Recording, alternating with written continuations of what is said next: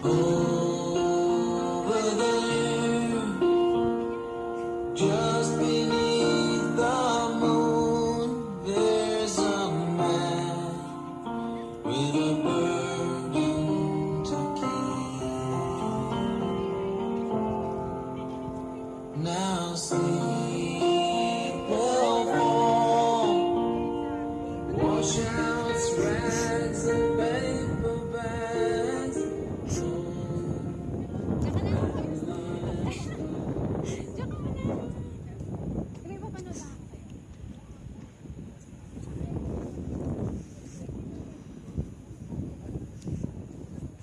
Ben, wala pang, di pa nag-umpisa, naiyak na ako.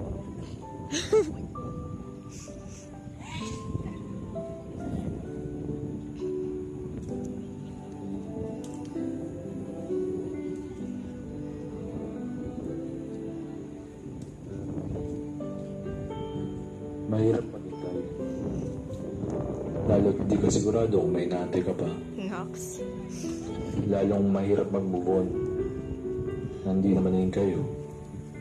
Ano yun? Pero pag nagmahal ka, di mo alam hanggang kailan ka willing magantay. Di mo alam hanggang kailan mo kayang tiisin ang sakit. Ang sakit na makitang masaya siya sa pili ng iba. Ang tanga pinangawangan ko lang noon. Yung salitang what if. Ay! What if pwede maging kami? What if pagdating ng panahon, magustuhan niya rin ako? Naalala ko nga nung sinabi niya in front of our friends na kaibigan lang tingin niya sa akin. Masakit pero that's the reality. Pinakita ko na lang na di ako affected. Pinakita ko na lang na di ko na siya gusto. Besides, matagal na naman kami hindi nakita. Pero kung babalik-balikan ko ang lahat ng pangyari, minsan pala hindi siya nawala sa puso't isipan ko. Naalala ko tuloy nung mga high school pa lamang kami. Kung ano-anong mga kabaliwang ginawa ko. Nandyan naligo ako sa ulan. Nandyan tumambay ako sa tapat ng bahay nila para lang makausap siya. Marami na akong nagawa noon pero hindi nag-work. Lahat sablay. Hanggang nag-college ako at nag-try manligaw na iba. Nagkaroon nga ako pero di naman nag-work. Kasi alam ko sa sarili ko, isang tao lang naman yung mahal ko. Alam ko na kahit kailan, never mawawala yung pagmamahal ko sa kanya. Madaming times na inisip ko na subukan uliligawan siya. Pero palagay ko noon, walang mangyayari. Kasi kahit sarili ko, di ko kaya mahalin. Walang-wala ako nung may pagmamalaki. Kahit pambaon ko, hirap ko pang kunin noon. Lumipas ang panahon, natapos ang pag-aaral, naging engineer. Sabi ko sa sarili ko, maaari na ako. Pwede na ako patunayan sa kanya na mahal ko siya. Pero siguro sadyang Miles, ako oo, hindi lang kami para sa isa't isa. I've been stalking her for years. Nabang ko kung sino pa ba ng boyfriend niya. Kung may bago na siya, break na ba sila. Nakakawang pakinggan pero wala akong magagawa. Kaya mo talaga, siguro pa rin mamahal. Makapagod ka, tapos magkapahinga ka. Pag okay na, kaya ka na naman. Pero sabi nga nila, pag may tiyaga, may nilaga. No pain, no gain, ika ka. Pag gusto mo isang bagay, pagtiyagaan mo. Pagtiyagaan mo makuha. Bibigay sa'yo ni God dyan sa tamang panahon.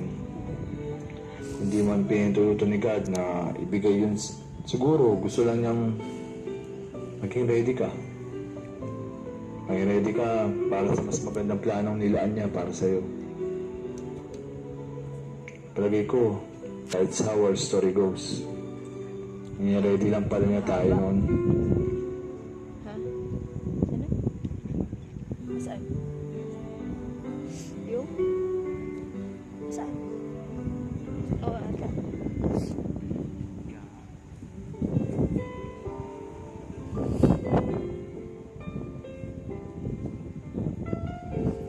Two old friends meet again, wearing older faces. Tingnan pa niyo. Talk about the places they've been. Two old sweethearts fell Ikaw apart na, ikaw. somewhere long ago. How were they to know? Someday they'd meet again and have a need for more than reminiscing. Maybe this time it'll be love and they'll find. Maybe now they can be more than just friends. She's back in his life and it feels so right. Maybe this time love won't end.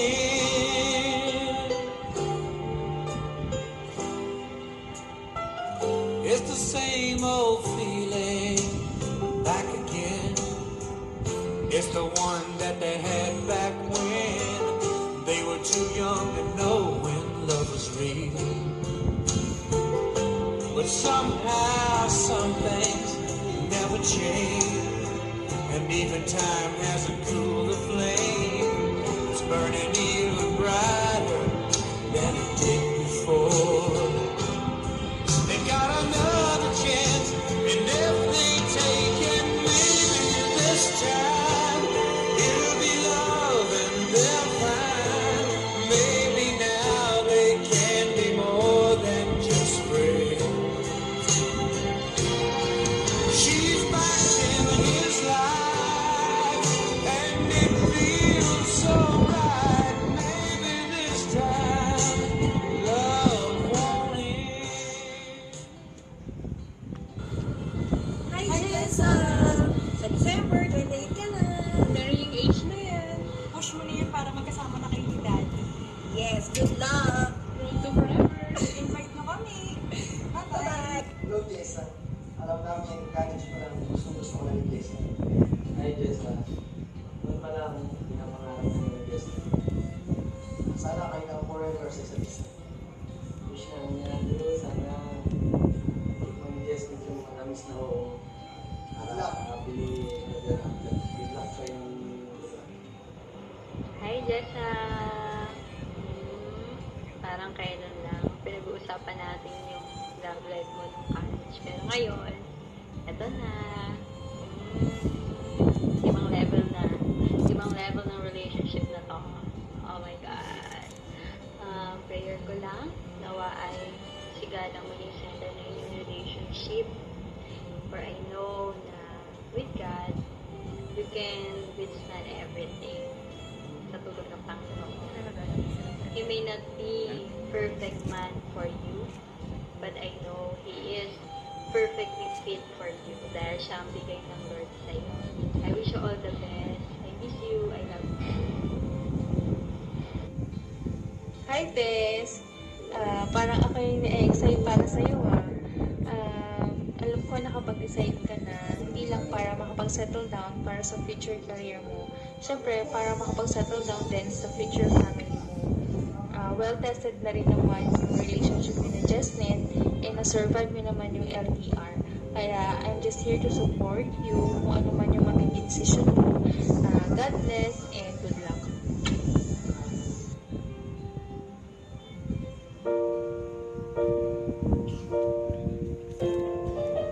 Diyan mo si Jasmine.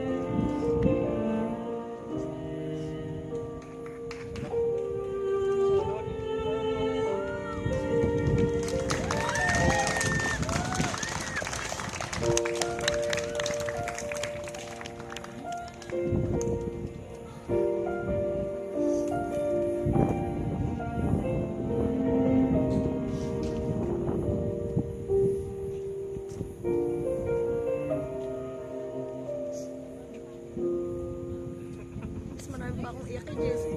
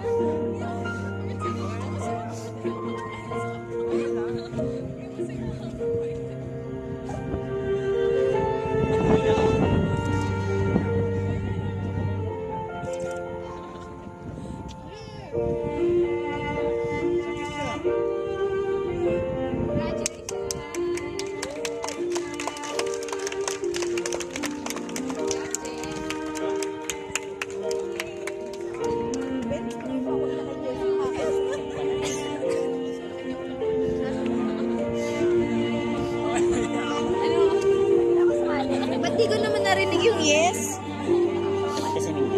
Ha? Ba't nang mic ka? Ano ba yung hindi mo man ako sinabihan? Ba't kita sasabihan? Hindi mo binigyan ng hint. Hindi ko may suot ko ngayon. Ganun talaga. Mas madami pa akong iyak sa'yo. Hindi ka man lang umiyak. Umiyak ka ba? Mas marami pa akong iyak sa'yo. Iyak si Mami. Iyak si Mami. Iyak si Mami. Tita.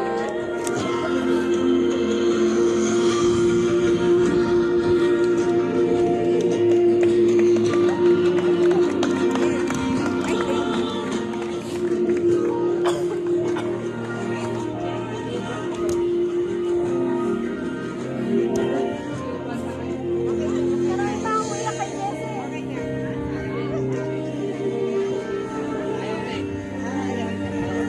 Tita, pwede niyo sinabi, tita.